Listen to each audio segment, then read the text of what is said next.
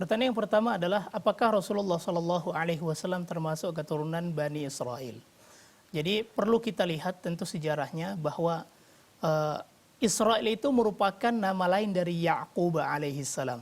Jadi Ya'qub memiliki nama lain yang disebut dengan Israel.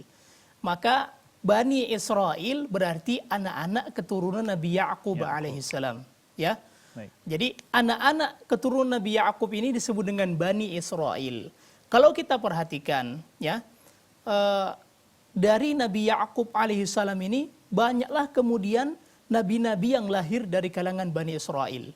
Sedangkan Nabi Muhammad sallallahu alaihi wasallam ini tidak dari keturunan Ya'qub. Memang mereka semua berasal dari Ibrahim alaihissalam. Ya, Ibrahim memiliki anak dari istri yang bernama Sarah, yang namanya Ishak.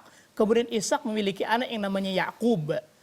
Dan dari istri yang lain yang bernama Hajar, ya, bernama Hajar, maka Nabi Ibrahim memiliki seorang putra yang bernama Ismail alaihissalam. Dari putranya Ismail alaihissalam inilah kemudian nasab Rasulullah sallallahu alaihi wasallam bersambung. Jadi tidak kepada Bani Israel, tidak kepada Ya'qub alaihissalam. Ya. Tetapi tentu saja mereka semua merupakan anak-anak Nabi Ibrahim alaihissalam. Sehingga Nabi Ibrahim disebut dengan bapak para nabi. Karena nabi-nabi yang setelahnya itu merupakan keturunan dari Nabi Ibrahim alaihissalam.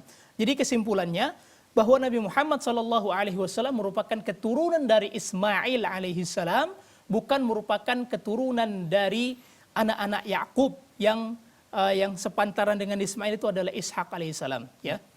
Demikian jawaban dari pertanyaan yang pertama.